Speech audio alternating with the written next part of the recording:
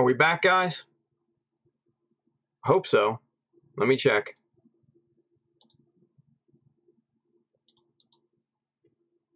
All right. Looks like we're back on YouTube.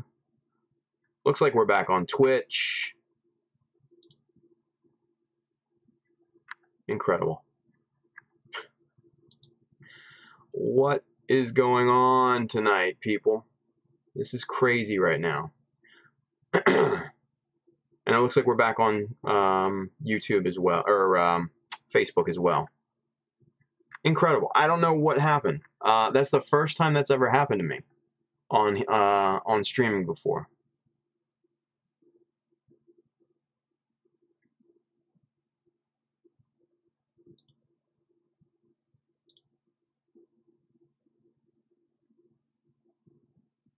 All right.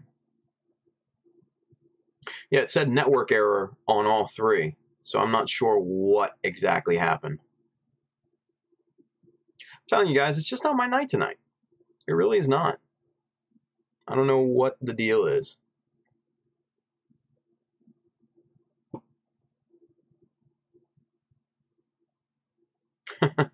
Yeah, Andrew cursed us before he left. That's true, bud. Jeez. All right. Incredible. So that just created a new live stream all over the place.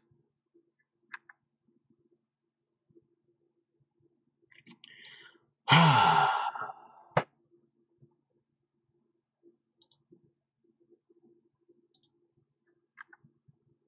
oh my.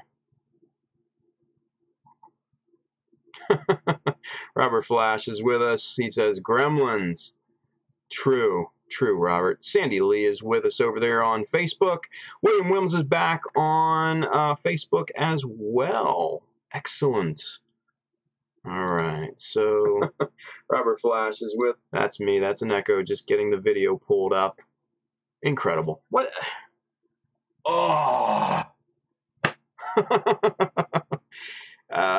You guys, this is the toughest night of streaming yet. I'm gonna tell you what. Maybe it's a sign. You know what? Let's talk, shall we? Let's just talk. I'm done. I'm over it. Sorvon says, I blame your internet provider. Mine does that kind of crap regularly. Yeah, you know what? Mine doesn't actually. There's Sorvon. So this is surprising. I don't know if it has to do with, with the internet or whether it was Restream. Because it was offline there. So I don't know. And like I said, that's the first time I've seen it. So your guess is as good as mine. Hopefully it doesn't happen again. Jesus, man. Yeah, Asterisk. Asterisk Kyle on YouTube has the quote of the night. YouTube dropped a colony on Tim's stream. Yeah, pretty much. Pretty much, man. Pretty much. Jesus. All right. So let's get back here. Let's just talk. I'm kind of over at this point in terms of working on the Jesta. I'm just kind of over that right now. I just want to talk to you guys. Just let's have fun. Ask me whatever. Just ask me questions. Go for it. Ask me anything. AMA. Let's go. William Wilms over there on Facebook says, this is payback for skipping a day. YouTubers don't get holidays. Yeah, right? I know. Ay. Kenneth Sim, YouTube always having issues for the past month. You know, it wasn't YouTube. It was everything, though. That was the weird thing. It was Facebook, it was YouTube, and it was Twitch. All three at the same time. So there was some sort of breakdown between me and those three. So I don't know if it was on my end, because I could still see you guys talking. So that's kind of why I don't think it was internet related. Yeah, I don't know. Man. Whatever. Anyway. Chris Woo! Welcome, man. You missed an interesting stream so far. We're still going though. We haven't stopped. We're not stopping just yet. Filled with technical difficulties, Chris. You've missed it. But hopefully you don't encounter it now, right? Ay, ay, ay. So Julius Dembski says we can't appreciate the good days unless we have bad ones. You know, Julius, that is quite poetic. I might have to remember that. That's a good man. That's good. I like that. Man, quotes going everywhere. This is awesome. Good job, guys. Well done. Golf clap for that one. Good quote, man. Blame net neutrality. Yeah, yeah. Actually, you know, like I said, I have a good internet provider. Like, for those of you guys living in the States, I don't know if you guys know Verizon abroad, but here in the States, Verizon, which is, you know, a large internet service provider, amongst other things, they have a fiber optics service called Fios. It's pretty limited in most areas of the country, but I'm lucky enough to have it here where I live, and I have that's the internet that I have, and I've rarely ever had issues with my internet, and I don't know what happened. Like I said, I don't think it was my internet because I could still see you guys talking. I could still see the chat and everything. So I don't know. Robert LaFlash over there on Facebook says, "Are you gigabit?" I wish I was gigabit, man. No, I've got about 100 over 100 megabit. So still very fast, but not quite as fast as gigabit, right? But it's still fiber, which is really, really reliable. GamerBud says, so I was going to scribe some designs on my SC Zaku F2000 shoulders, wanted to make the panel lines mimic that of the real grade or master grade. How would you best use Dymo tape and scribe a rounded surface? Thin the Dymo tape down. So it comes roughly 9 millimeters thick, right? Cut it, thin it down. Actually, even thinner than this, maybe 2 millimeter wide, and that's what I would do, because that will hold on to the curves much easier than you know, a wider strip of Dymo tape, right? So, let's see. Carlo Castro's over there on Facebook. Had to switch to Facebook. YouTube feed acted up. Actually, Carlo, it was all the feeds, dude. So we're up on all three again. But man, I appreciate popping over, catching the rest of the stream. Good looking out there, Carlo. Robert LaFlash, it's epic. You have gigabit, you son of a bitch. That's awesome, dude. I'm jealous. Super jealous. Wish I had gigabit, right? Wish we had the speeds of like Korea. Then, man, they're like multi-gigabit, like standard. Wish we had that going on here in the States. Let's see, Chris Wu. It's been happening all over the States. Verizon giving a lot of problems recently. Really? That's the first. Like I said, that's the first time I've had any sort of connection issue in months. Really. Everything around here has been super reliable for the past 5 or 6 years, you know, so, and like I said, I don't think it was my internet because I still could see the chat going, right? And I even responded, you know, through the chat programs and stuff. So I don't think it was on my end, so to speak. I think it was Restream, quite frankly, because it kept saying it was offline when I could clearly see that I was not offline. So I'm pretty sure it was Restream at this point. That's what I'm going with. Robert LaFlash says, did you get the new mount? Yes, I did, and it's amazing. Hold on, you guys. Let me show you something crazy.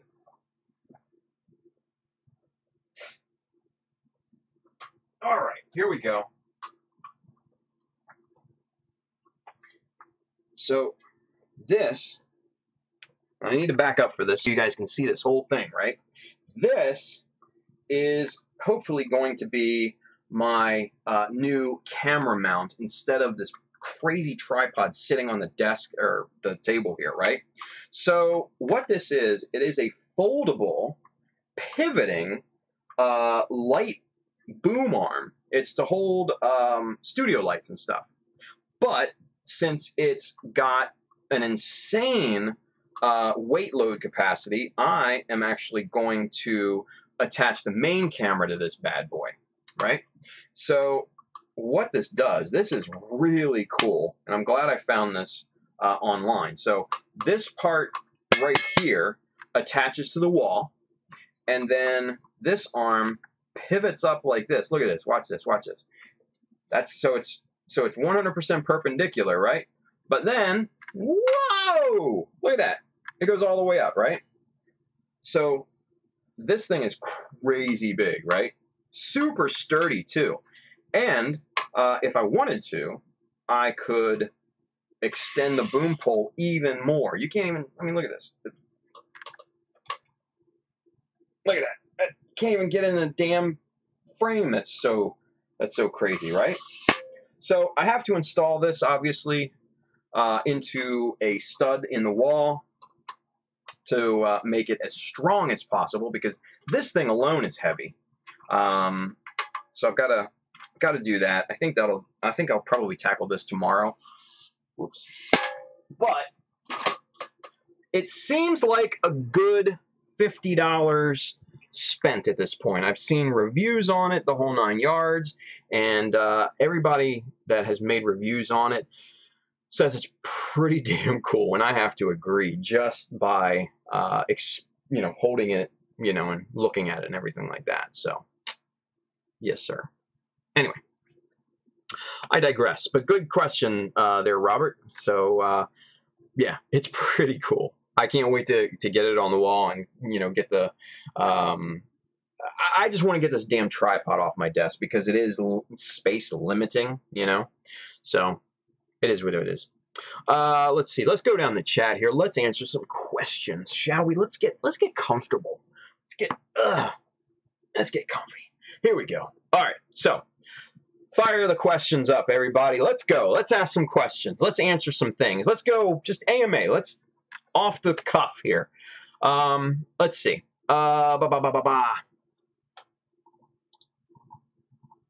Chris Wu says, could they be making some priority on bandwidth? I don't think so. I don't know. Like I said, I think it's just I think it was Restream, because I could see and interact with websites. No websites were giving me 404 errors or anything like that. So yeah, I don't think that my internet went down at all. Astrea Kai says, my friend mentioned kit bashing, saying it's more simple than scratch building, but I'm still new to the whole custom Gunpla scene. Your friend is right. It will be much easier, because basically kit bashing is just taking parts from other models and smashing them together in a kind of a custom configuration. This is easier on high grades for the most part. It's a little harder on master grades because they're usually different in terms of the joint systems and how arms and legs and other appendages attach to the main body and things of that nature. So if you want to get into kit bashing, the easier route obviously is going to be high grades, because they use a much more simplistic standard jointing and connection system. But that's not to say that kit bashing is impossible on master grades, because it's very possible. You just have to do a little bit more work to customize the joints and things. So, great question. Yes, your friend is actually technically correct. GamerBud, try having 2.5 megs down and 0.78 megs up at all times. That's CenturyLink. I'm sorry. Yeah, that reminds me of like the old dial-up days. Most of you guys are probably too young for that. I don't know. Maybe Bailey. I know Bailey's a little bit older, probably not as old as I am. I don't know. But the sound the dial-up modem made, the that, you can YouTube it. It's horrible. So GamerBud says, no other service provider in the area until later this year. That sucks, dude. Chris Wu says, I've been receiving many tickets from Verizon lately saying that they are troubleshooting a larger problem in certain states' routing issue. Interesting. Maybe it might be a backbone issue. I don't know. Because if it is a backbone issue, if it's a routing through backbones and things of that nature, then yeah, that wouldn't necessarily affect local internet, but it would affect connection to certain websites in geographical locations. So interesting. Let's see. Let's scroll back up. You guys are popping off right now. That's a good thing. I like that. I like that. Ace Schultz Burkana says, hey, Tim, what kind of lighting do you use? Very simple. Over my desk, I just use these little, whoa, that's super bright. Just kind of these articulated arm lamps.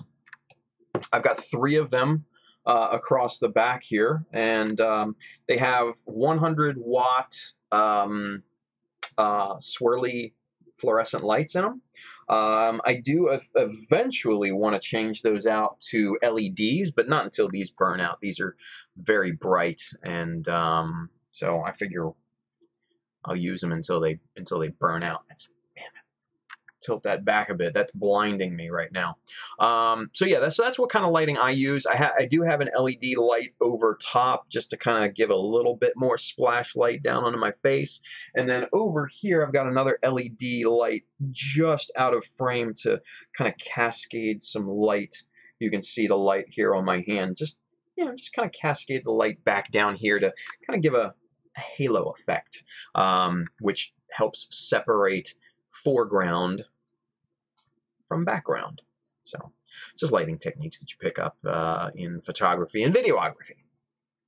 Anyway, Kenneth Sim could add lighting together too. Yeah. You can definitely put lights on that thing. And I mean, that's what it's really made for. It's made to handle studio lights and things like that. But that thing is heavy duty, man. Like, legit heavy duty. It's awesome. GizmoCon Gumpla Jonathan says, instead of a camera mount, it's starting to look like a 1/16 Deep Striker gun. I know, right? I could cosplay as a Deep Striker. No, let's not do that. Let's not cosplay, shall we? GamerBud, in kid bashing on real grades, LOL, I'll stop myself there. Yeah, real grades, man, they're complicated, and that will be tough. Yeah, that'll be tough. Julius Dembski says, you mentioned teaching Scratch build classes. When, where, and how often do you offer the classes? Great question. I actually go up to a shop. I live in Maryland in the U.S., and I go up to a wonderful shop called the Gundam Kitchen in beautiful Blackwood, New Jersey. My friend Irad owns that shop, and we teach some classes there. Me and Justin, a.k.a. Justinius Builds, when he's available, we both go up and we have a great time and interact with some amazing people. And Irad is just the man when it comes to store owners. He's just really, really salt of the earth, great people. The folks that come through are just amazing, wanting to learn the whole 9 yards. Andrew's come down from, I think he lives in New York or Connecticut or something like that. He's come down.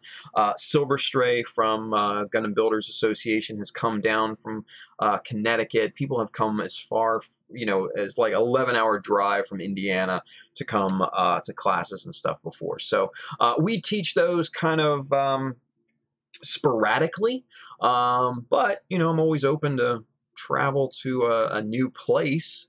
So if you do have like a local hobby shop, or if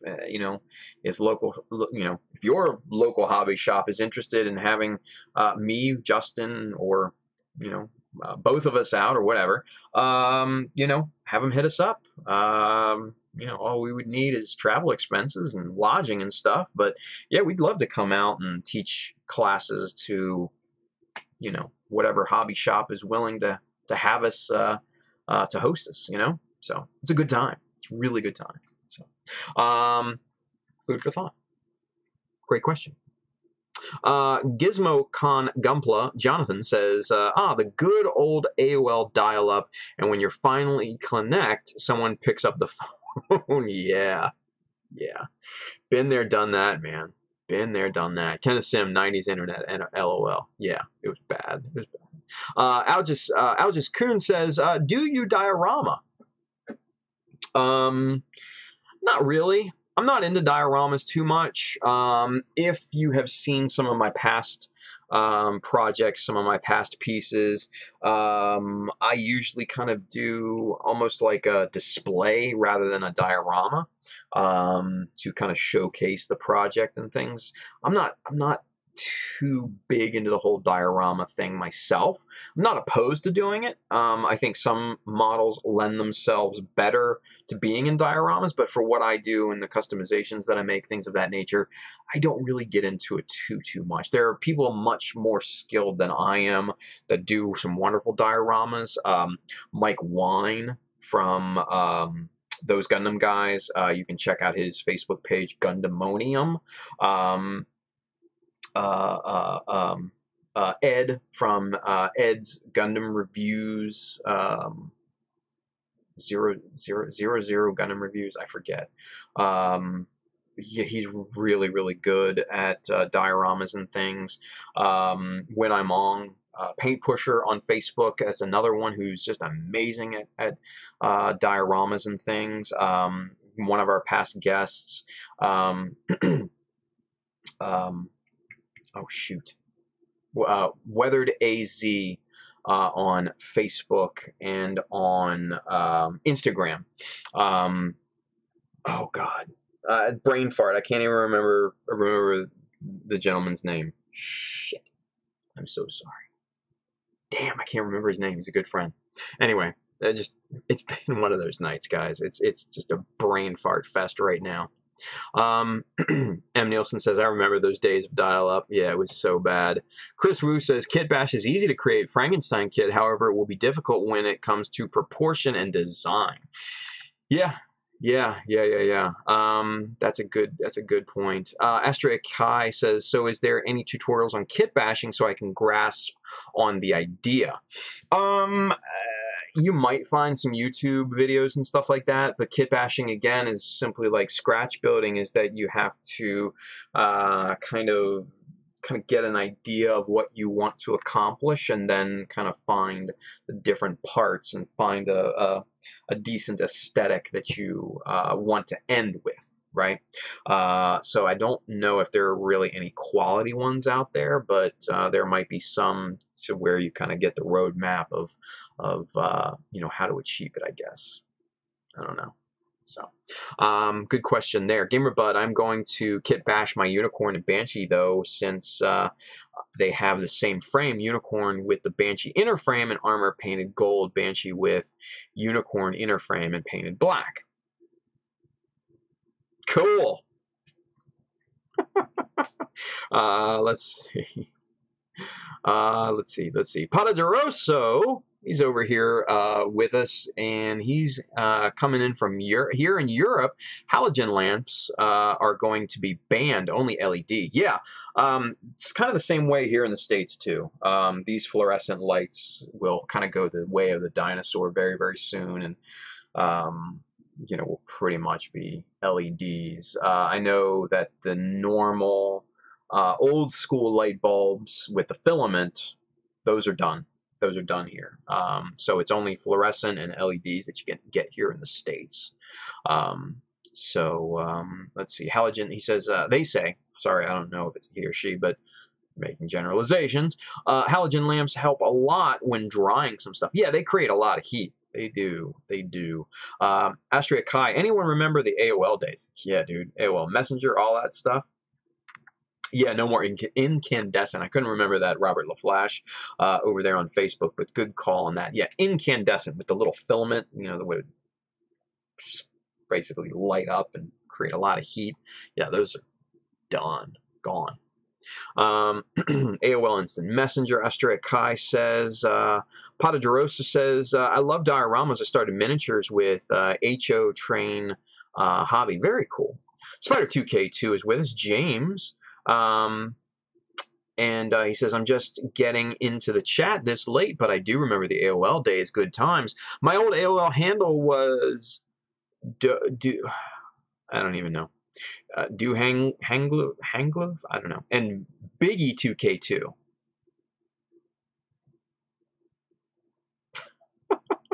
The Do Hanglove was Klingon for stay away from patrol. Alrighty then. Good stuff there. Good stuff. Soravan. Yeah, double. Okay, so, sorry. Before Jordan's Ed reviews, 00 Gundam Reviews V2.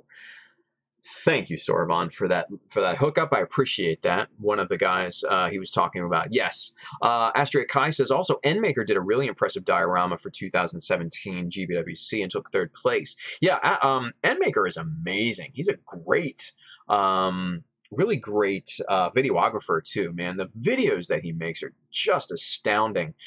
Super high quality, the whole 9 yards. Really, really good. Chris Wu said, simple solution for more idea and creativity design equals watch more anime mecha. Yeah, that's true. That's true. Pata DeRosa says, yeah, the ones with filament done there as well in Europe. Yeah, I think they're just going the way of the dinosaur. Kenneth Sim, does Bandai hold any Gundam Expo in the States before? No, we don't get that, unfortunately. Which... it kind of sucks, but, you know, it is what it is. I mean, you know, when you kind of look at the hierarchy of the GBWC countries,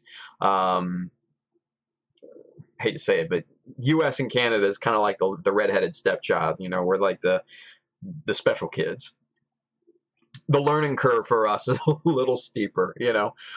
We're not quite there yet with some of the other countries in terms of overall skill level. So, you know, that's not surprising that we don't have a Gundam Expo here in the States.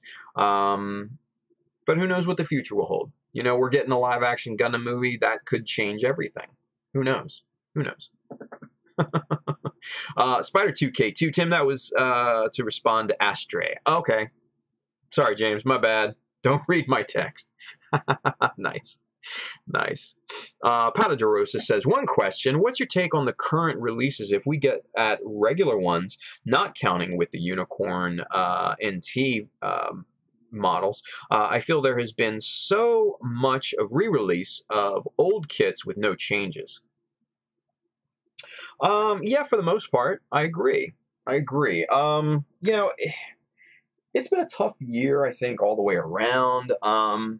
You know, you've got the anniversary models that we've gotten thus far this year, and we've gotten a huge master grade in the master grade Deep Striker kind of in the beginning of the year in January. So that was a massive drop there. You know, and I think we've got, I think we have gotten some decent models this year. The Master Grade Jagan, we're still waiting for the RE Yak Doga. That one looks really quite good as well. You know, and I think we've gotten some decent P Bandai releases as well. And I know P Bandai is a sore spot for a lot of people, but just based on the releases that we've gotten, I think that we have gotten some decent, you know, some decent releases from that, you know, from that line. I mean, you look at the Hazels and the Herdudus, or however you want to pronounce those add-on kits. Those are some, you know, some pretty cool models. I wish, mind you, that I wish they were regular releases. But all things considered, I think they're pretty cool. We also got the Polypod ball, and we're coming up on the release of the Gundam Stormbringer. And then we also got the news that they're releasing a new version of the Cublé, and I think all three of those are pretty interesting. I've got the Gundam Stormbringer on pre-order. I liked it so much, and that'll, you know, I don't buy P Bandais that much because most of them, you know, like you guys have said, is, you know, just kind of rehashes or recolors and stuff like that. So I mean, I can just kind of do I can do that myself, you know. Robert LaFlash, good point. Over there on Facebook, GM Dominance, that was another pretty good release. You know, and then we've gotten, obviously, the speaking of that, we've gotten the good a good line of GMs as well. The GM Sniper 2, the GM Command, you know, those guys, those have been great releases this year. Very, very high quality. So I'm not mad at that at all. I wish we got more. But I'm not necessarily unhappy with the crops of releases that we've gotten this year. You know, it ebbs and flows, you know, so hopefully Bandai kind of comes back to the R&D and, you know, giving the resources to, you know, maybe the master grade line a little bit more. I think they've been focusing on high grades a lot. We'll see. We'll see. Robert LaFlash says, I'm curious to see what the Verka will be. Yeah, you know, that's a good question. Who knows if we're even going to get a Verka this year, to be quite honest. You know, I don't know. Because we got the new perfect grade coming out. That tooling for that particular perfect grade is going to be significant. The resources dedicated to that have probably been, you know, considerable. You know, obviously since it's a perfect grade. So, I mean, who knows? Sky's the limit. I have not heard anything about releases since probably like the middle of the year. You know, and being, you know, having the connections that I've made over the many years that I've been in this hobby, you know, you do hear things, and yeah, I haven't heard squat since like the middle of the year. So who knows if we're even getting a Verka this year? So your guess is as good as mine if we do. I don't know. Anyway. Patadorosa said, but in general, don't you feel Bandai is losing touch with Gundam kits? It feels so off. Look at Build Divers, not a single master grade. Yeah, you know, that's a good point too, but, you know, I think the thing that you have to think about when it comes to the Build series is that most of those were high grades anyway. You know, we got a few master grades from the first couple series, but you know, that's not really my cup of tea, so to speak. You know, the reason why I think Bandai is really focusing on that is because the Build series makes them a lot of money. And that's what they're in business for, you know, quite frankly, is they're in business to make money. And if that sells, that's what they figure is connecting with their audience, right? The real modelers like you guys and me, we're niche in this hobby. We are the minority, you know, unfortunately. Snap builders and straight builders and things like that probably far, far, far outweigh us, outnumber us, I should say, in terms of quantity. So our buying power is much diminished compared to the population of straight builders and snap builders and stuff. That's just a fact of life. That's just numbers, right? So when you think about it, Bandai is going to cater to what sells. They're going to cater to snap builders, straight builders, and things like that, and what they want to buy. And what they're buying at this point is the Build series kits, those high grades and stuff. So, you know, I respect that on a business standpoint. It's disappointing as a fan, you know. I wish it was the early 2000s and we would get a master grade every month. Right? I remember those days well. It was amazing.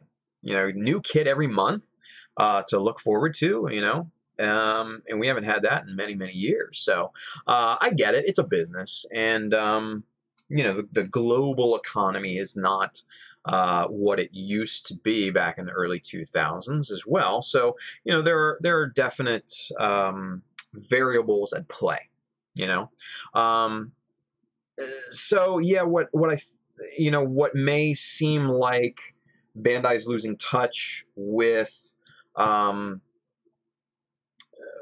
with their audience, I think maybe that the audience is diverging away from what we may want it to be, unfortunately. So that's what I think. But it's a very intriguing question. It's a very intriguing question. And I think there's a lot more conversation related to that question. I think it's a much more complex issue than, even what I've described, So, shit, we could probably spend hours and hours and hours just talking about that one particular subject, but I don't have hours and hours and hours. But that's a great question. It really is. Great question. Spider2K2 says, Tim, I am still debating on getting the Gundam Stormbringer since it's an upgraded GM Dominance, which I already have along with the Wound Ward. I do get paid Friday, so I may just bite the bullet. Dude, and if you do, hit up Ace Schultz, Berkana Tier on Facebook. Very good pricing. Shipped the whole 9. That's who I pre-ordered my Gundam Stormbringer from. So good dude, very reliable, just awesome customer service all the way around. So I can't recommend him highly enough. It's a Gundam Sales on Facebook. That's his page. Obviously different from It's a Gundam group that you're an admin of, James. But yeah, hit up Ace Schultz right there underneath of your comment. Just great buying experience. And I love the look of the Stormbringer, mainly because it is different from the Dominance. I like the head design. I like the V-fin design. I love the shoulders and the backpack design. But as a Kotoki fanboy, as I am, the one part of the Stormbringer that I like the most, and I think this is going to sound very weird, is I like the feet the most. They're the most Ver-Ka looking feet that I've seen to date. Before that, the Gundam Origin feet were probably the closest to a true Ver-Ka foot, but the Stormbringer far away blows that look away. So I like that look. I don't like the color scheme. I will absolutely repaint it, customize it the whole 9 yards. But the bones of it, the overall silhouette and the shape, man, it just looks amazing. So I really like it. That's why I pre-ordered it.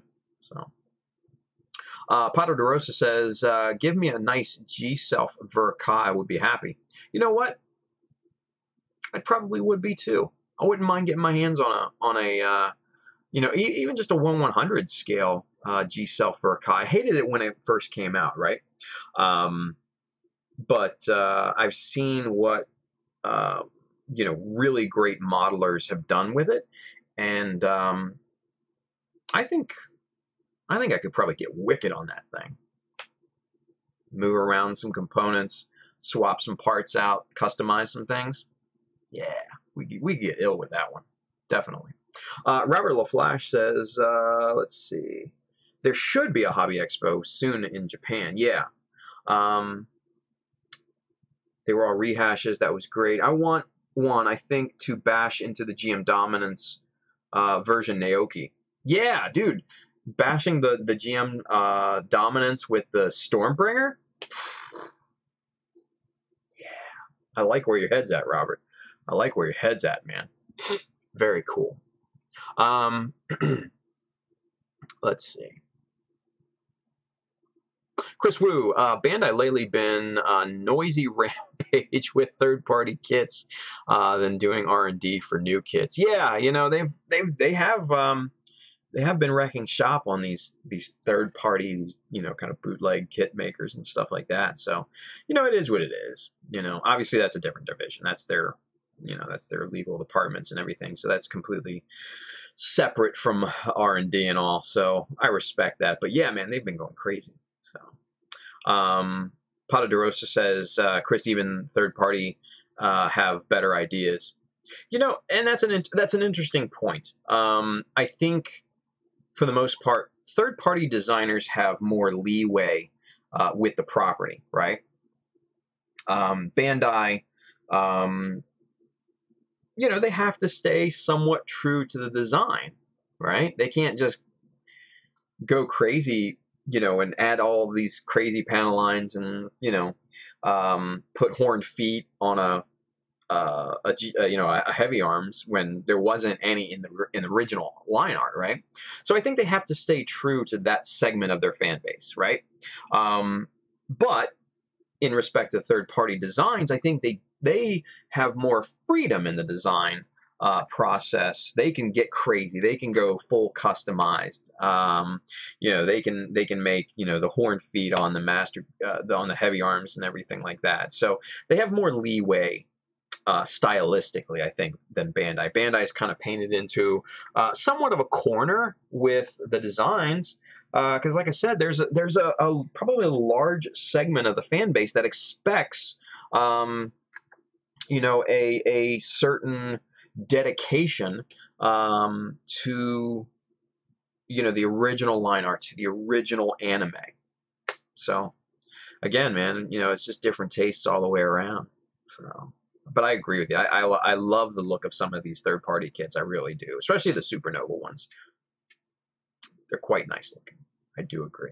Quite nice looking. Kenneth Sim XS Ver Ka will be dope.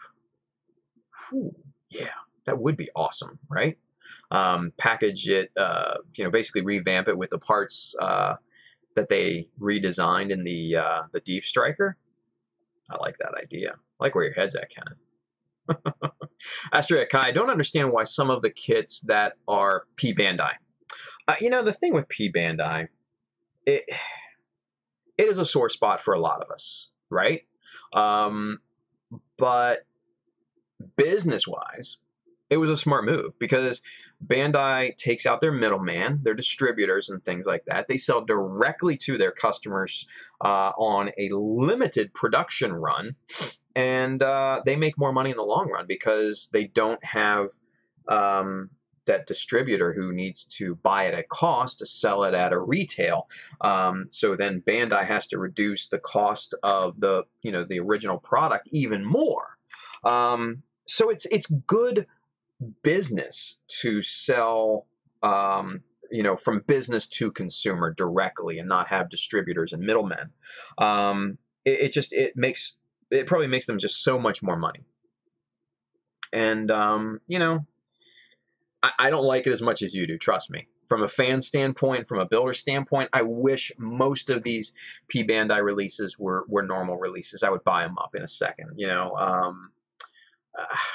I've got, you know, maybe 2, 3 P Bandais. And 2 of them I got when I was in Japan from the banquet giveaway at GBWC. They gave away, you know, prizes and stuff, and I got two P Bandai Crossbone Gundams. So 2 of my 3 I got as prizes. So that goes to show you how much I buy P Bandai, right? So it sucks from our standpoint, but it's good for business, you know. Let's see. Ace Schultz, I actually get a list every month of stores in Japan who are willing to go. I'll take these off my shelf and ship them to you most of the time. Nice. Rundus J22, hey Tim, just wanted to wish you a good night. That's awesome, man. Thank you. I appreciate that. It's very nice of you. Just coming in, saying hi. That's so cool. I love that. I love seeing that. That makes me feel good, right? I don't know. It's just a nice sentiment. Thank you, Rundus J22. I hope you have a good night, too. I really do. Hope it's enjoyable. Hope you're building something awesome. Pata DeRosa says, Stormbringer looks sweet. Yeah, I love that. I love the design of it. Really do. Spider2K2, in response, I guess, to Ace Schultz Burkana there, sounds great, Ace. Send me a message on here, and we can work it out somehow. Ooh, look at that. Business being made on YouTube. Nice. Let's see. Not sure how to do that. Okay, so you know what? James, shit, I don't know. Hit it on Facebook. Burkana Tier, Tyr. You just type your Facebook username in there, and I guess he can friend you or something. I don't know. Just thinking off the top of my head. Anyway, Chris Wu, Bandai has limited design because of copyright from Sunrise. That's why they can't go crazy with the design. Yeah, you know, and that's another good point. I think Sunrise has a very loose, you know, IP. With Bandai, Bandai obviously can take some creative license with the designs and things. So, you know, but they do have to stay true just to suit the needs of the audience. So, Patadoroso, but about the freedom of design of third party, I would expect for Bandai to take the same direction using the build series in Divers. It's so contained. You know, that's a great thought. That's a great thought. Let's discuss this for a minute, because I think that is a very, very good subject here. So let's analyze this. Let's take it back a few steps and kind of think about the reasoning behind the build series, right? So originally, it's kind of thought of as an anime to bring in new blood, new customers to Bandai. I won't even say modelers, right? Just customers in general, because you know, most of the people that are getting in through that will not go beyond snapping a model.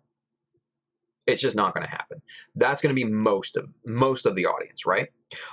There's going to be a small segment, all you guys and me, that want to go a bit beyond that. Maybe do some panel lining, maybe a clear coat, maybe some touch-up paints here and there. And then there's going to even be a much smaller segment that want to go full bore like all of us do, and really want to go crazy and have a showpiece model, right?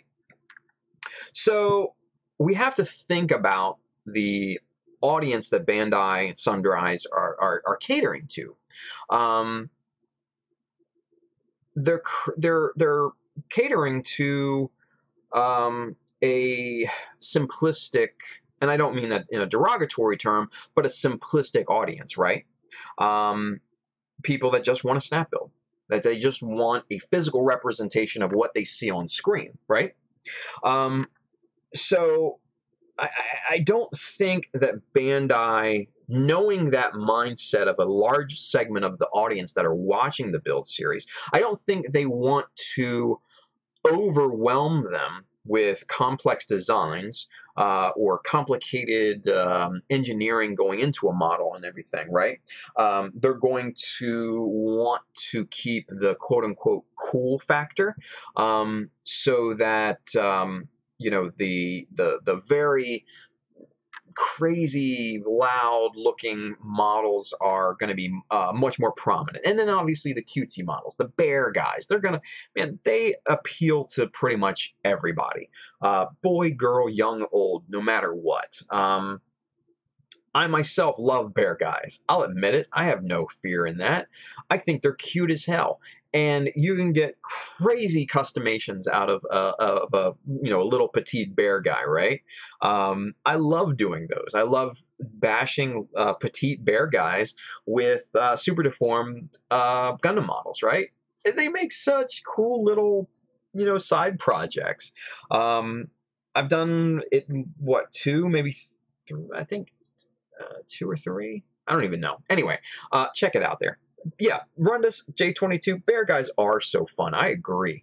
But anyway, I digress. So, you have somewhat of a simplistic audience that are going to look at complicated models and be like, whoa, I don't know about that. I don't want to buy that, right? But they'll see the cutesy bear guys and they'll see how simple they are, and they'll be like, I want that. I want to, and then when they get one and they see how simple it is to build, they'll be like, I want another one. They've got a pink one, and they got a blue one, and they got a green one, and they got a brown one, and a white one, and this one, and that one, right? So they want to buy them all.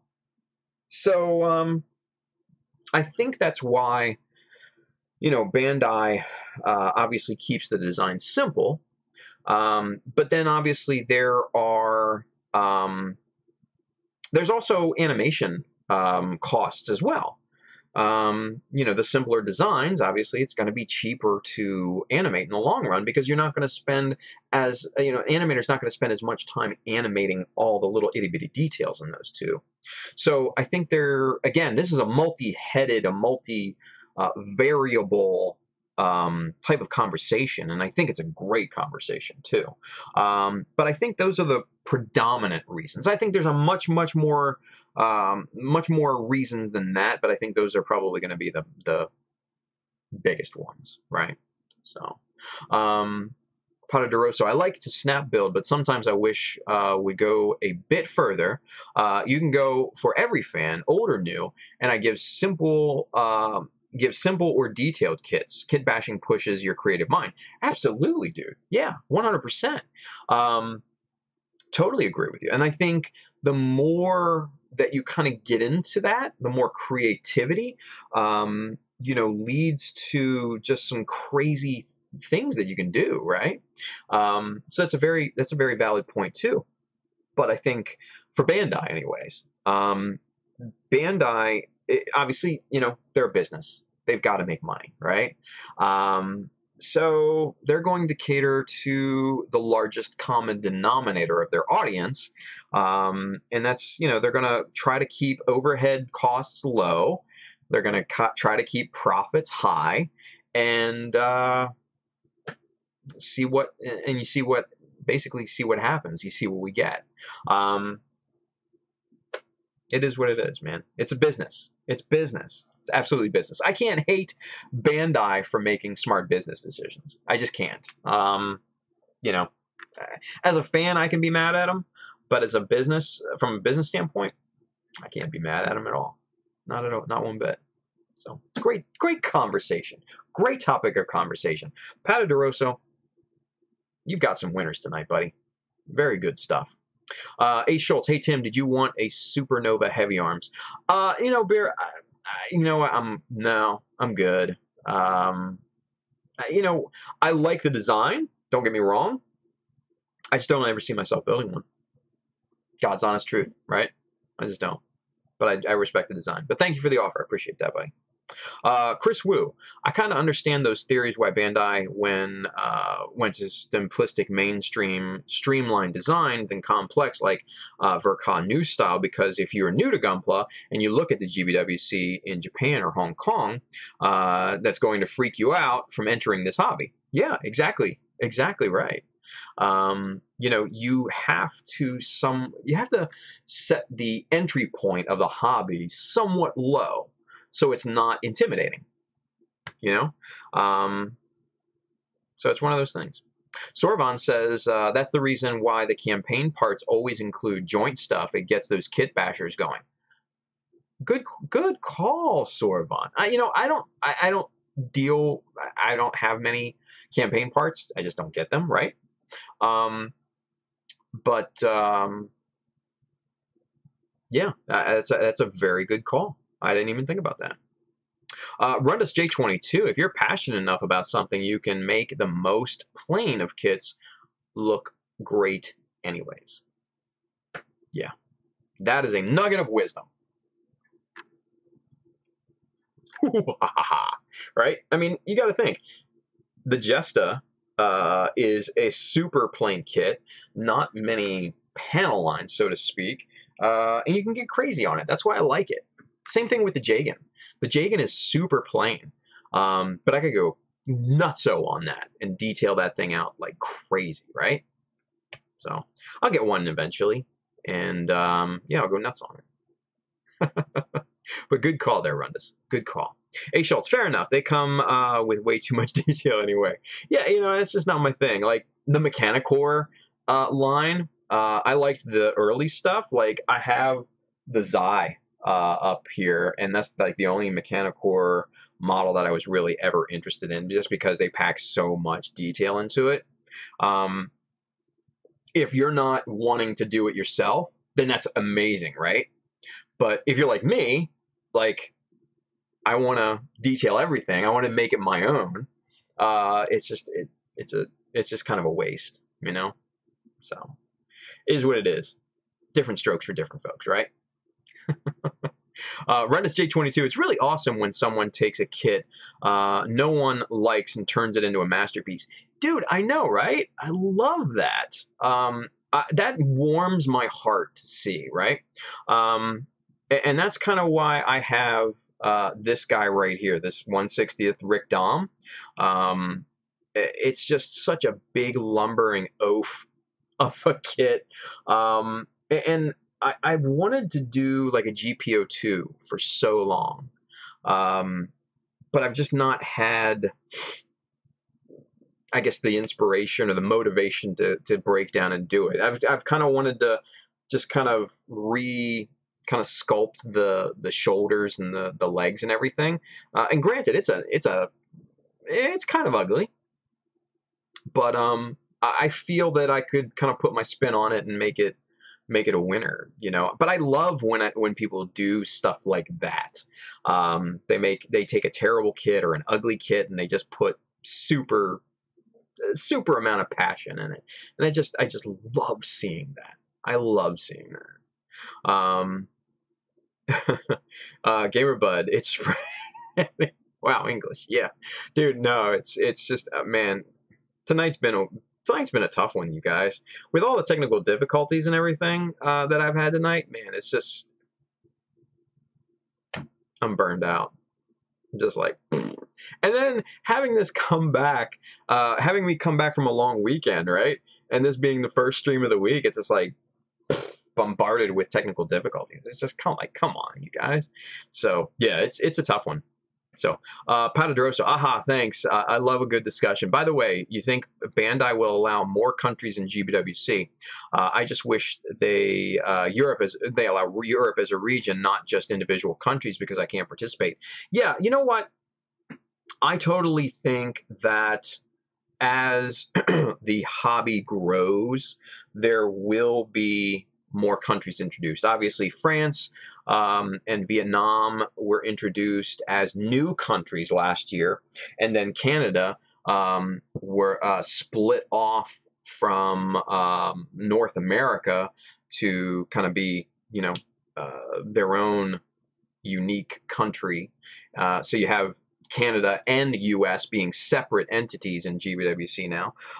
So I think they'll add more, yeah. And I think there's I think not having more European countries is a travesty, quite honestly.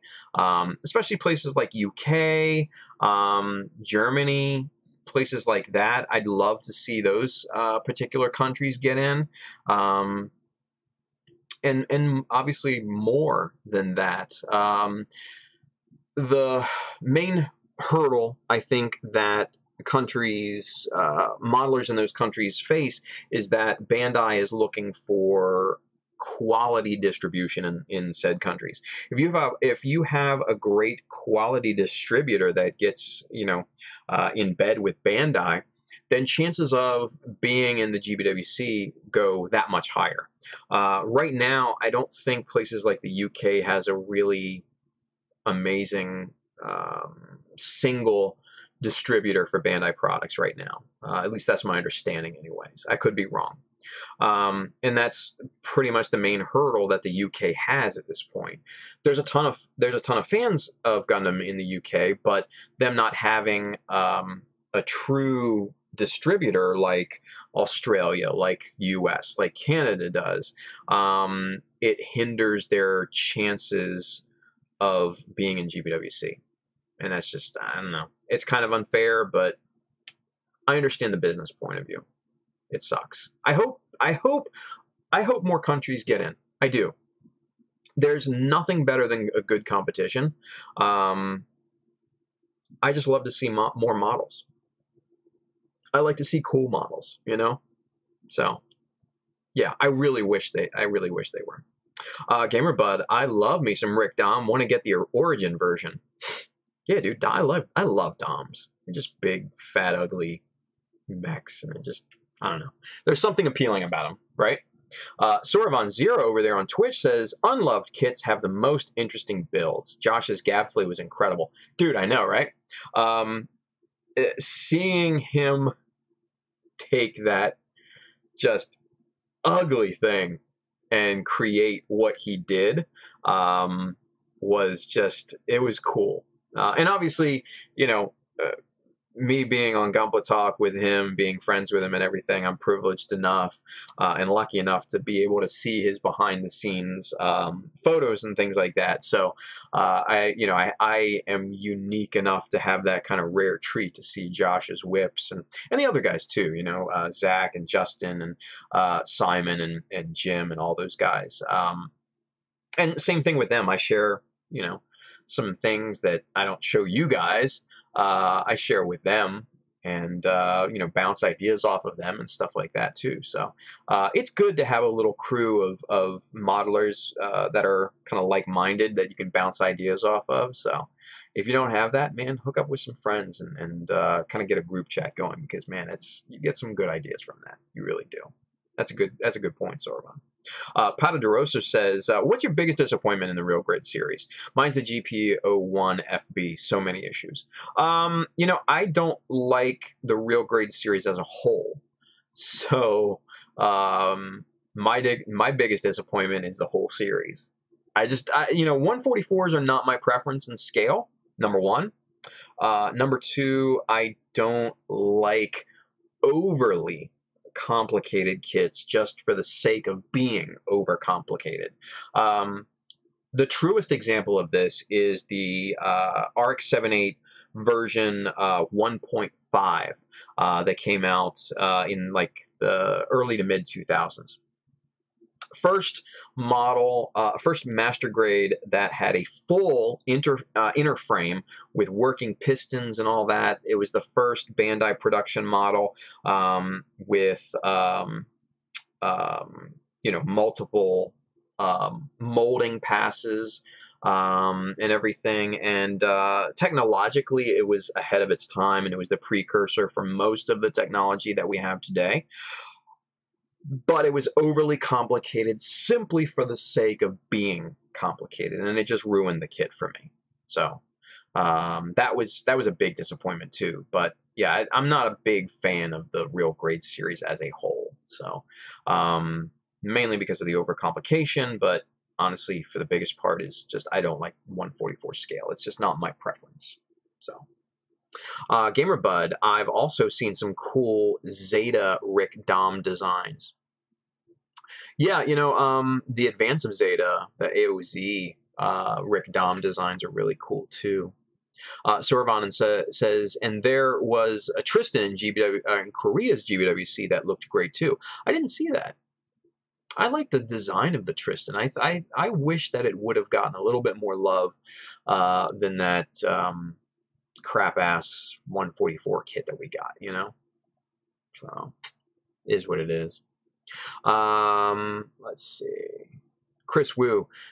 That's why I hunt for the old release from 2000 plus so I can have fun with the detailing than current new kits, which has already been detailed, new Verka, Unicorn, etc. Yeah, dude, you know, there's something to be said about old kits, you know?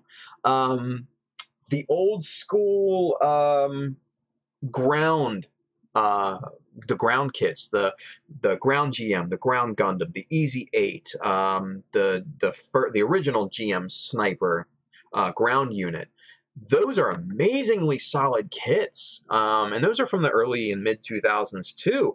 And man, they're just really great. Even to this day, some people will say, "Oh, they have screws."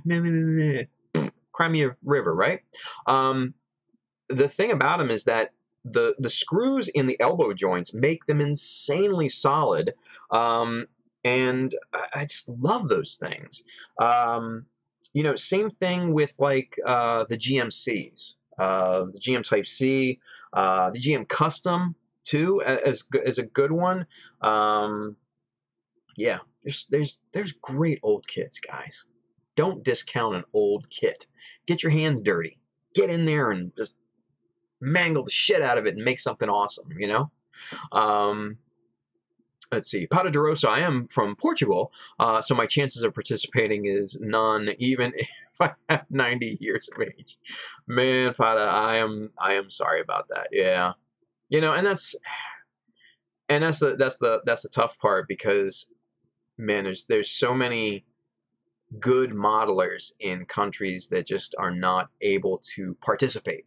I wish there was like an online worldwide type of entry mechanism, for countries outside of the GBWC scope to be able to enter, because I think we would see some really amazing, projects and stuff. So, you know what? Fingers crossed. Maybe one day, right? Here's to hoping. So, Chris Wu, UK, more to tabletop games such as Warhammer 40K and sci-fi Spaceship than Gundam. Maybe. I think there are more well-known modelers and people that do those in the UK, but there is a good following amongst UK Gundam fans. There's actually a really good following. There's some wonderful modelers in the UK too. So I think it might just be the fact that you have guys like Flory, like what's his name, Model Kit Guru, that guy. Some of the other mini painters and stuff like that are from the UK as well. I think they're more well known, so it kind of gives that almost like a leveraged amount of spotlight to that. So I think there's a really good following in the UK for Gundam. I do. Rundus J22 says, I hope Josh inspires more people to buy Gap Fleas. I have one. Yeah, man. To see what he can do with a kid is just crazy. It's just crazy. Let's see here. Patadorosa Origin Dom test type is so good. Get that kid. It's borderline real grade. Yeah, man. High grades. I'm just not into. Just a 144 scale. I'm just not my deal. Chris Wu, maybe due to cultural difference and less anime on UK or US. Excellent point. I think the biggest part for the US is that we've become a culture of instant gratification. And I'm strictly talking about the US culture. The days of doing things with your hands, creating art, or creating something, whether it be woodworking or, just building something, right, have greatly diminished in the past few decades. And, the advent of video games, the advent of, smartphones and cell phones, everybody's got one, everybody's online, everybody's plugged in and everything. A lot of people are not into working with their hands and creating something original, or just creating something in general, right? So I think that is a very big cultural difference from the US, Canada, maybe UK, as to other GBWC countries. Especially comparing it to, say, Japan. Japan has such a high level. The people there have a high level of discipline, and then they make things, and they're proud to make things. Whatever it is that they are making is just unparalleled when I witnessed that. And I wish we had that same type of discipline and sentiment here in the U.S. But there's a small niche of us that still kind of hold on to those values and that creating process, and that artistic drive, and the feeling of wanting to make something. I think there's a good niche of us here, but as a whole, as a culture, yeah, I think that's diminished a great deal. That's why our average level of skill is probably lower than most of the other GBWC countries. But there's a few of us that are pretty damn good. Oh man, good stuff. Let's see. Where did we leave off? Origin kits are amazing. Spider 2K2. This is going to be my last message for the night, but anyone else disappointed that the next perfect grade is the 007 sword? I know some people are disappointed in that. I am not one of them.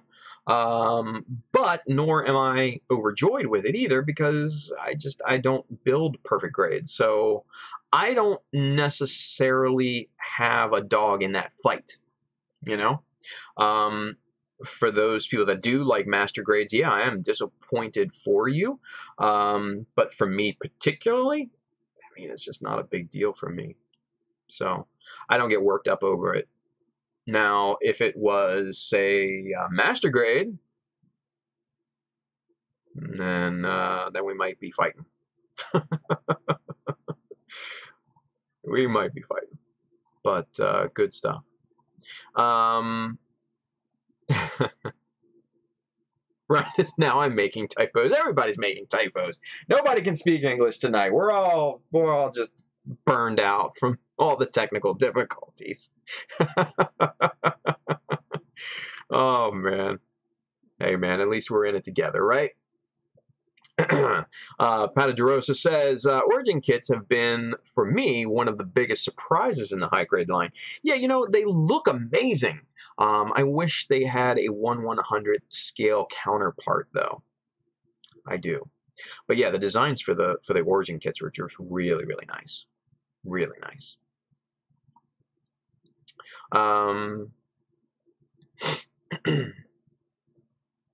Let's see. Let's get caught up here. GamerBud. Also, sadly, a lot of Origin kits are usually sold out on a lot of sites. Yeah, they're high demand, I guess, right? I've been having trouble finding the ones I want to get in stock. Yeah. Runus J22. Art is so looked down upon in North American culture. Yeah. It's sad, man. Yeah. You know, and that also somewhat reminds me of my own career. For those of you that don't know, I am a graphic designer by trade, but I also do other skill sets: photography, videography, sound design, you know, all of the things encompassed, voiceovers.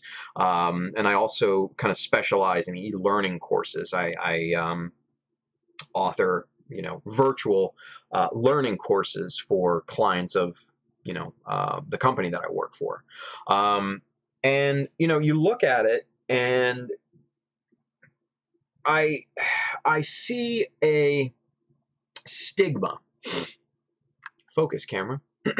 I see a stigma with creatives in the U.S. Nobody wants to pay us. You know, nobody respects the learning that we've had to go through to learn, you know, high skill level design procedures, right? Because there is a science to graphical layout, and you know, if you're not skilled in it, if you're not taught you know, the basic principles of it, then you're just not going to be able to do it functionally or successfully for the most part, right?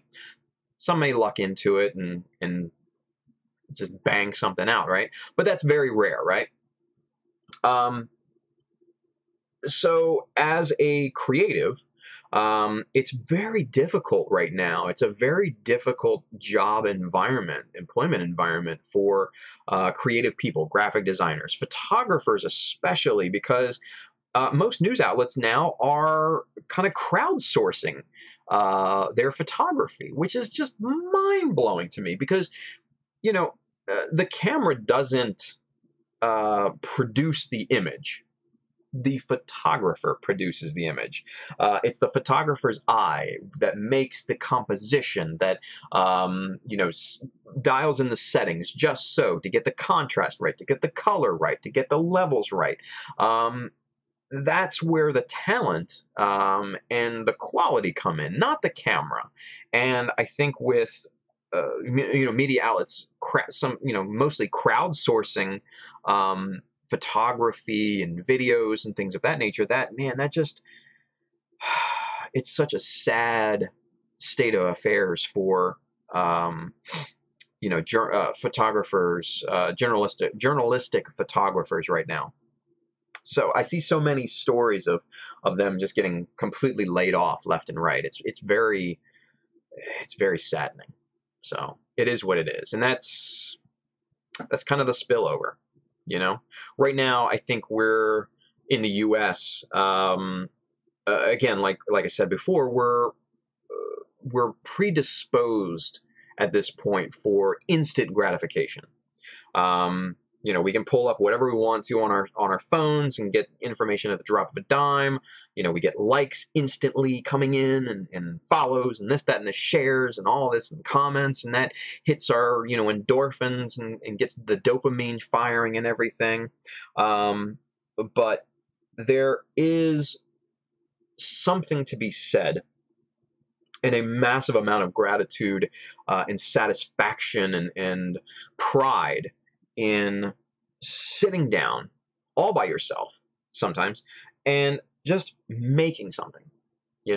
I am proud of myself to have made my workbenches and my airbrush booth and my lighting box and the shelves that you see in back of me and some other shelving. I am proud that I did that. They're not fine woodworking by any stretch of the imagination. They're usable, but I am proud that I am able to create those things with my bare hands. That I have, the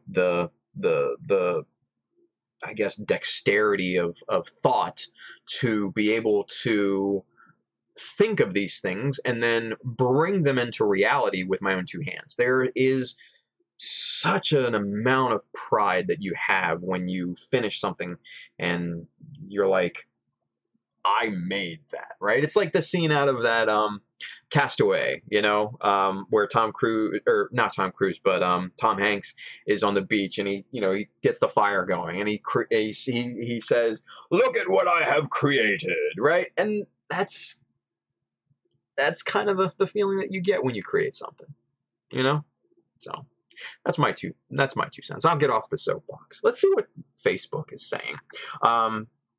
William Wilm says, I am disappointed with the fact that they should have hit us up with an all-new Gundam for the Perfect Grade line. Yeah. Again, I don't have a dog in that fight, there's nothing invested for me. Robert LaFlash, it's a shame that we here in the U.S. don't appreciate the work it takes to make something amazing. Yeah, I agree.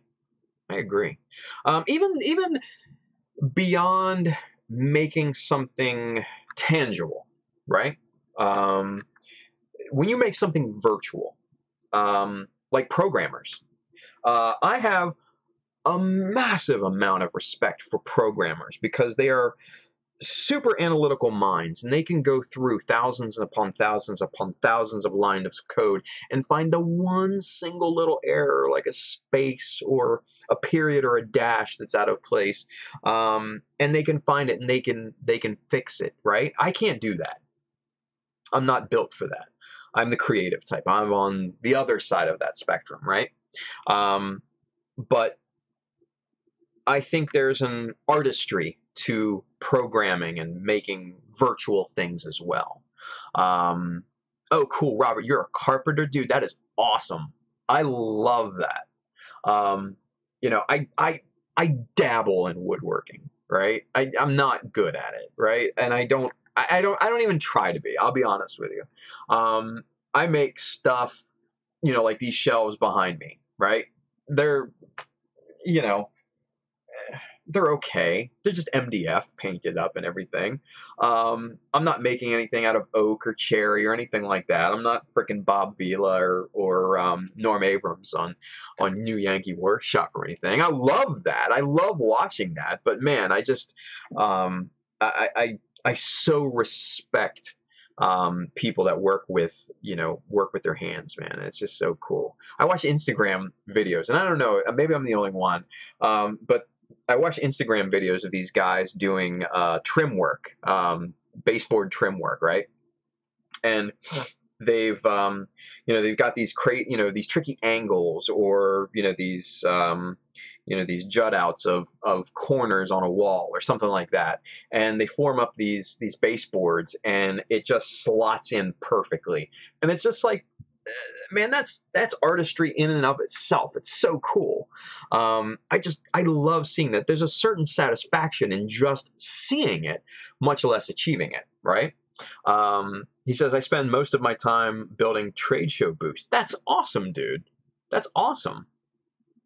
The company that I work for does trade shows. Well, a trade show a year. And I've been to it, and I've seen the setup and everything. And man, it's just like people working everywhere. I don't even know how the logistics work out for that. That's so crazy. That's so cool. Let's see. Patadoroso, I think handwork is bigger in countries where you have that sort of heritage for centuries. But like you say, instant gratification, it's taking its toll in the newer generations. Yeah, obviously. And I think that's kind of circulating around the world, so to speak, too, unfortunately. So, Chris Wu, haha, Japan Moto is if you done it, I'll do it better.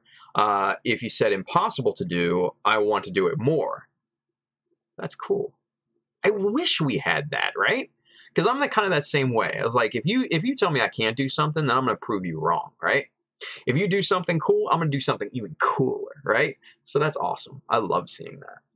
Robert LaFlash says show floors are crazy. Yeah, they are. I've seen like the pre-show blitz of things, and man, it's just nuts.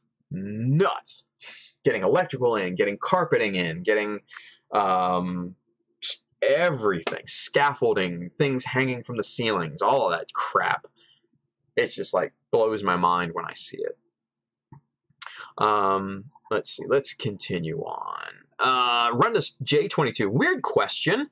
Do you get annoyed when you open up a fresh kit to see a part already popped off the runner, or is it that not big of a deal for you? I don't necessarily think of it as a big deal.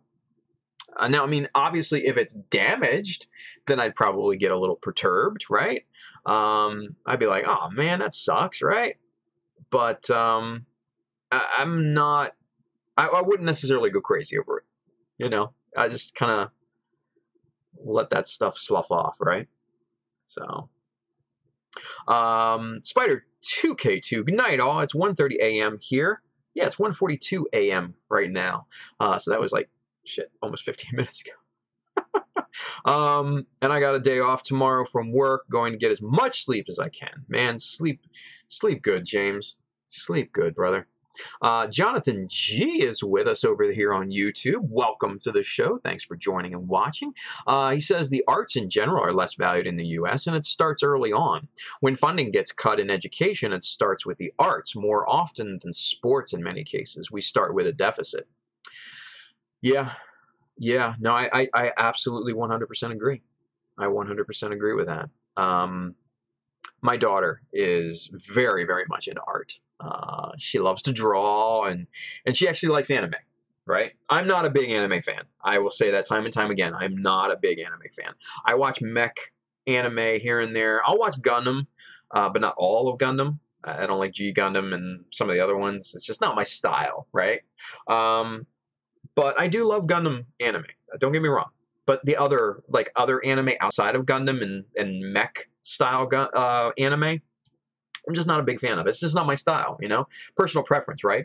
But she's into the girly anime with, the cat ears and all that shit, right? So she draws all the time. And it's so cool to see her expressing that artistic talent at an early age, right? But I know that just going through elementary school, going through middle school, going through high school, and then going on to, even to college, that it's just the artistic programs and the support of arts is not where it was when I went through school, when I was her age. And it is kind of sad. Yeah. Yeah. Because we don't value that, here in the States, unfortunately. It's unfortunate. It's unfortunate. So, but that's a good point, Jonathan. I really do think that is a very good point. Very valid point, too. Chris Wu, I think most countries are facing the same problem because most end users aren't aware of the background work done for the photographer or artist because they take it for granted. It was a product that way using generated computers. Okay, yeah.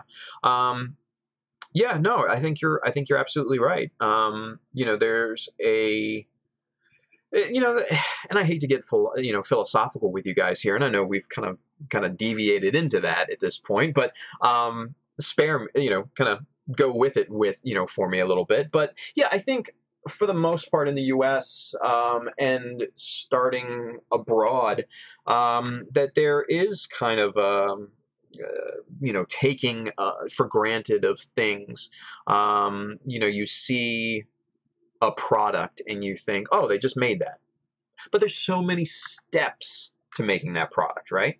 You see a piece of furniture, right? Like I'll bring it back to like woodworking or something, or even like Robert LaFlash over on Facebook. He says I do a lot of supervision for the booths on site at trade shows.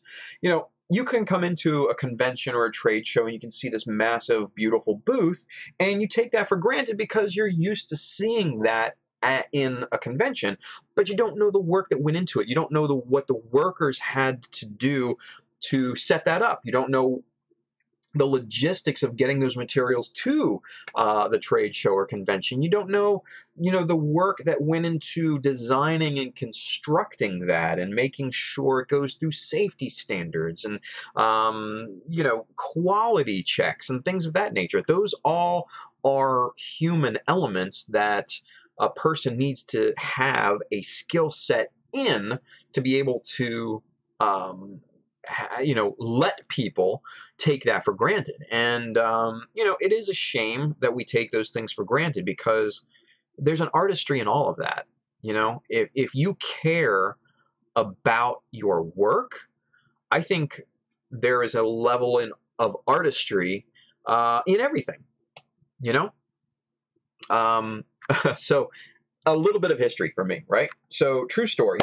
Back many years ago, in the mid-90s to early 2000s, I worked for an ice cream company here in the States called Edie's.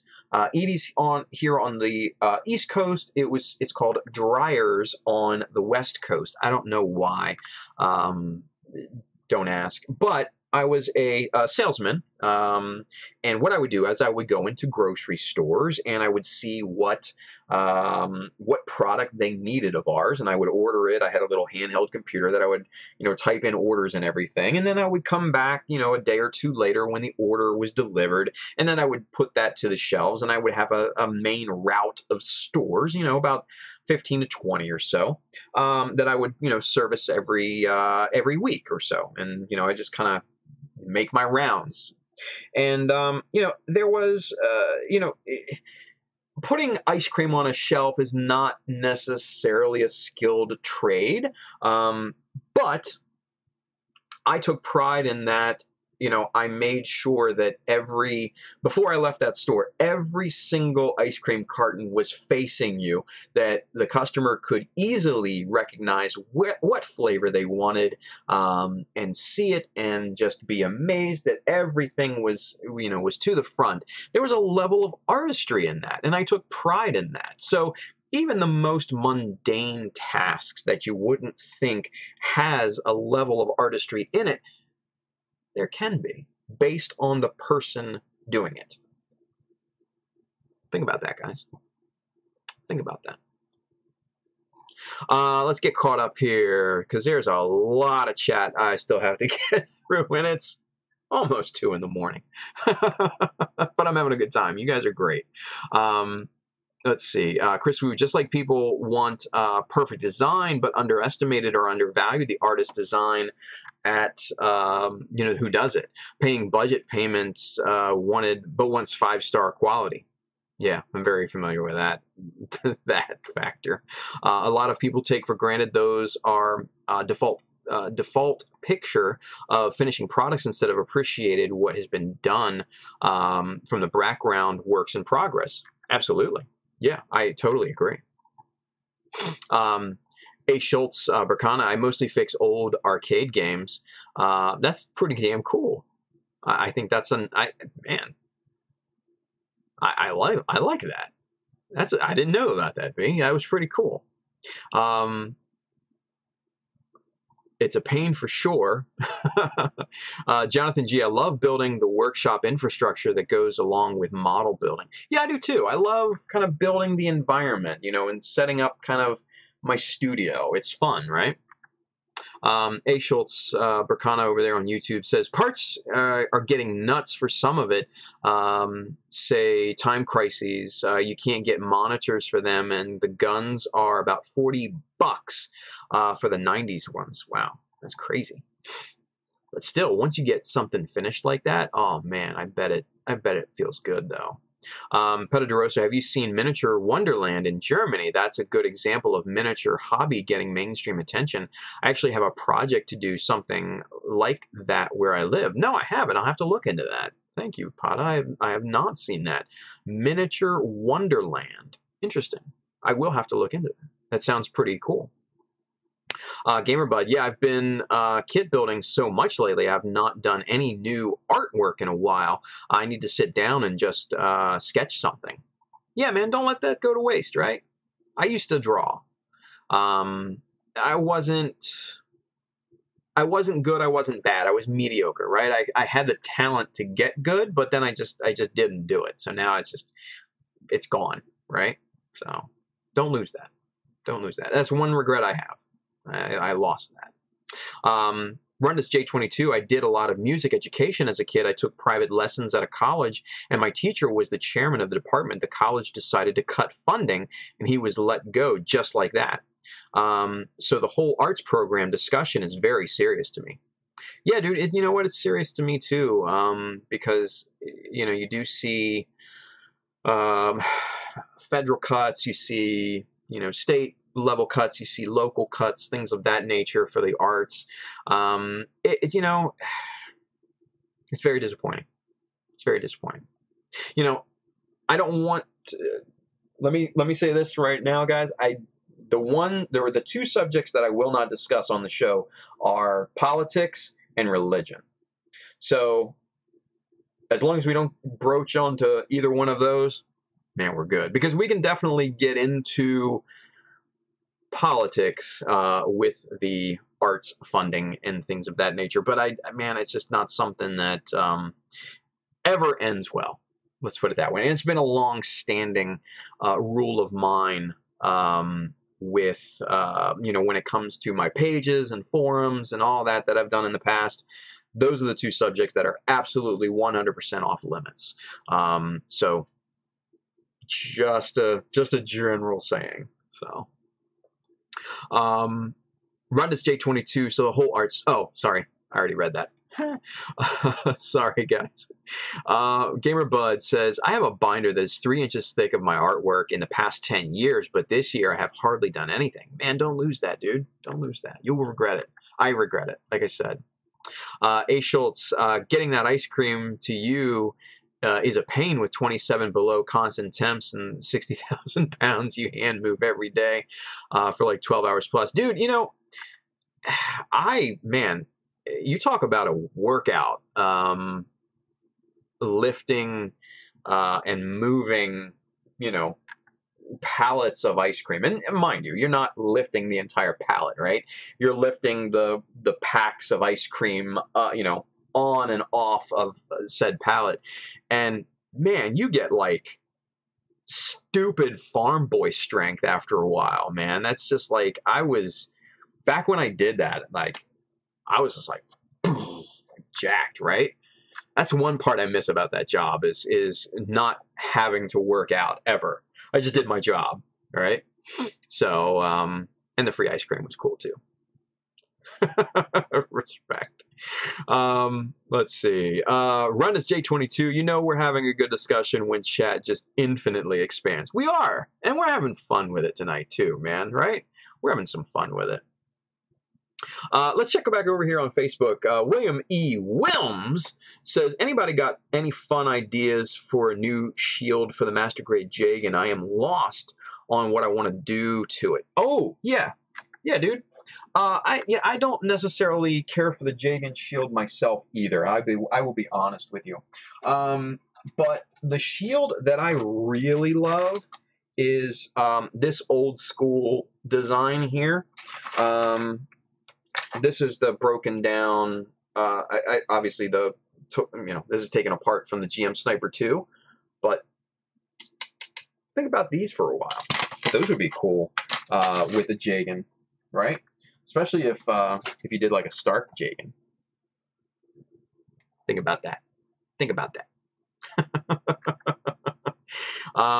Let's see what else. Padadroso. Oh, talking about art. This could go on for hours. Yeah, dude. We could go on all night.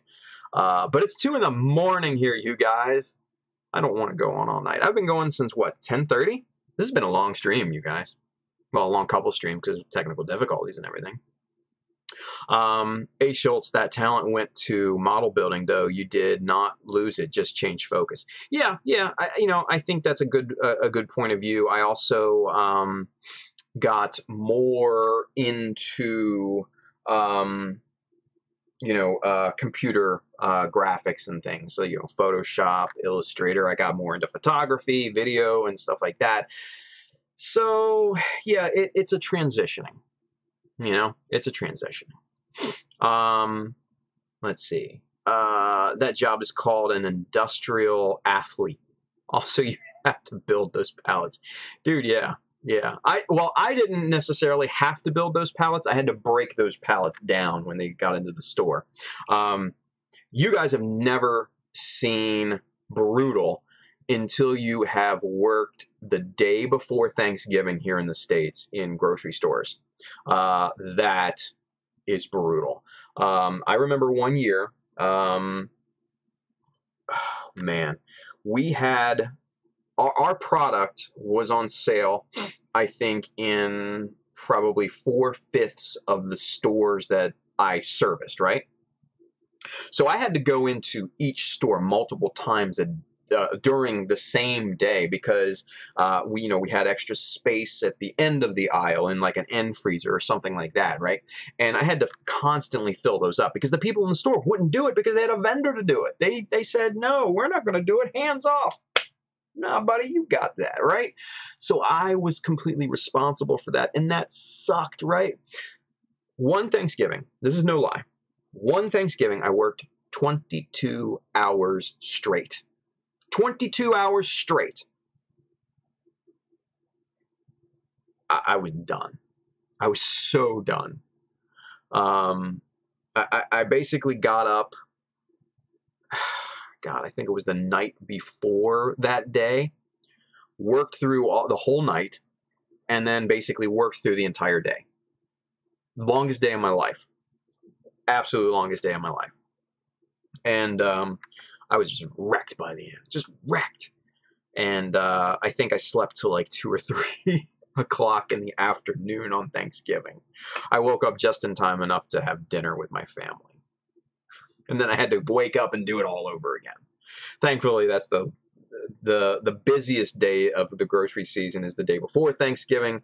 The least busy day is the day after Thanksgiving. So I could have kind of an easy day that day. So it is what it is. But man, that was a nightmare, you guys. Nightmare.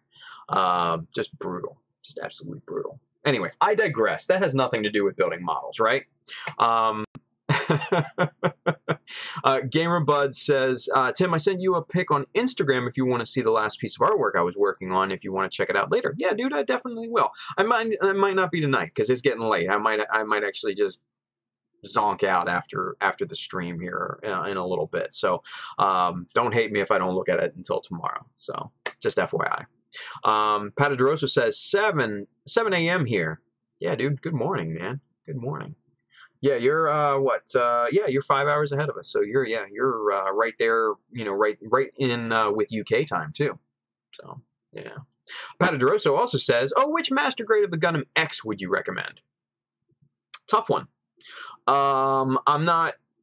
You know, I have not. That's one of the Gundam series I have not seen is Gundam X.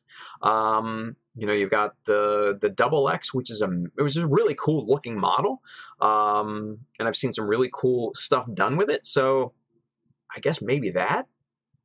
I don't know. I don't know. H. Schultz, you stocked. I used to have to build them. Oh man, seriously, that sucks, dude.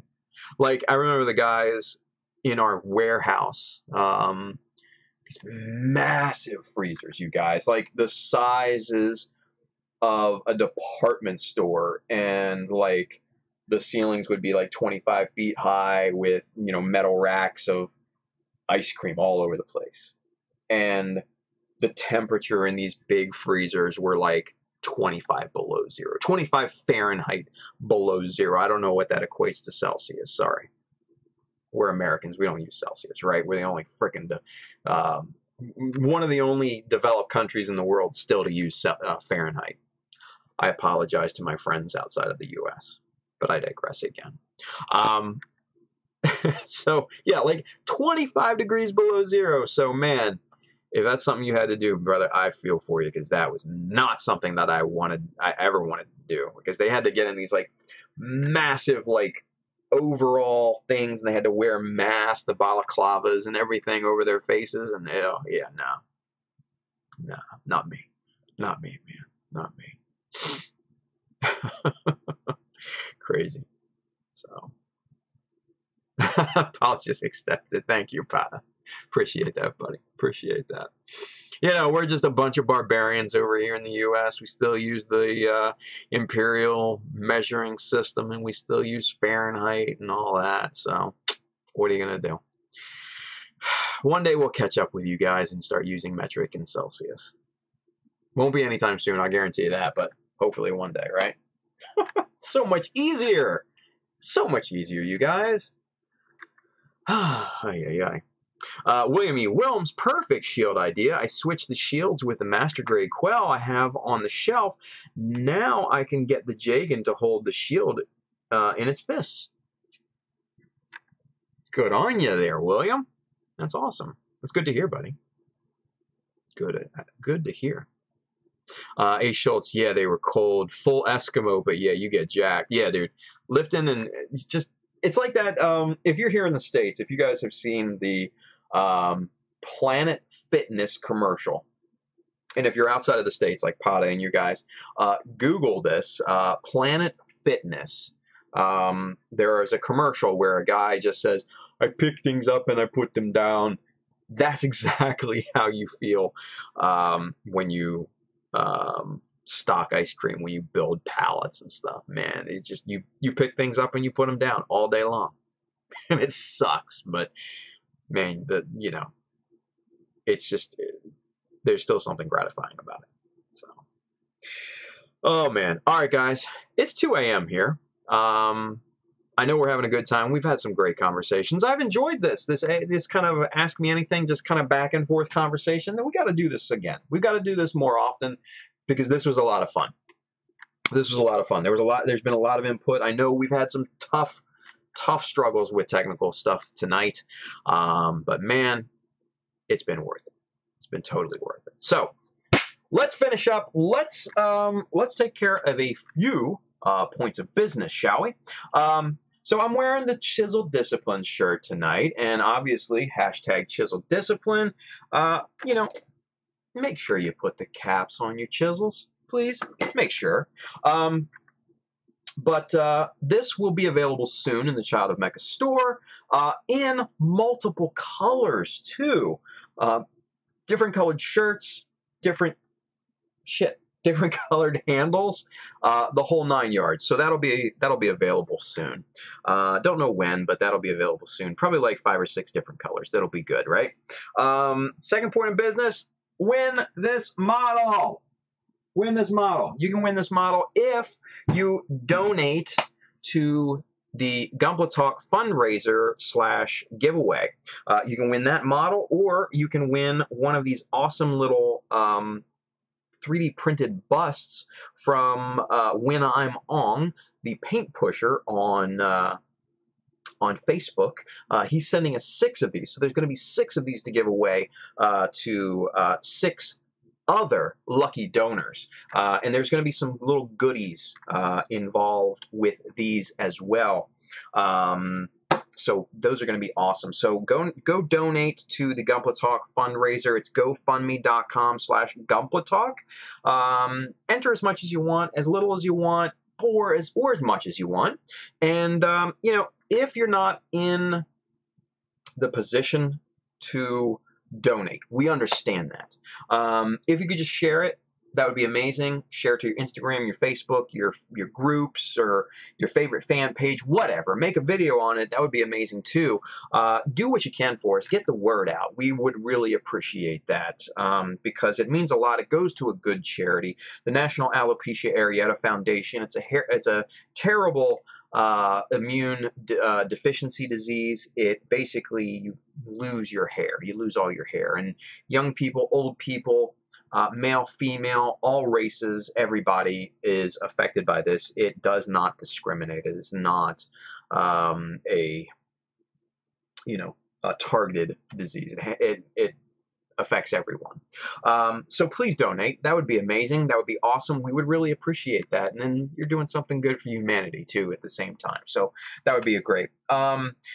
All the tools and the book that I didn't review tonight are on the little Amazon link below. Hit that up. See if you have anything, any needs for some really cool tools or some books for... My light went out. I guess that's a sign, right? Or if you have some needs for some books for some really cool inspiration on your next project, man, go hit it up. It would be cool too. I think that's it for tonight, guys. Man, this has been a lot of fun. I want to thank each one of you who are still watching. All the guys interacting on Facebook and YouTube and Twitch. Man, you guys are great. So with that being said, guys, we're going to come back on Friday, hopefully with a lot less technical difficulties. Maybe we get some more modeling done too, right? But yeah, we got to do this a lot more often. This just kind of back and forth chit chat. I think this is I think this was fun. I think this was a good thing. So all right, guys, until Friday, be safe, make something cool, and we'll see you on Friday. Take care, guys.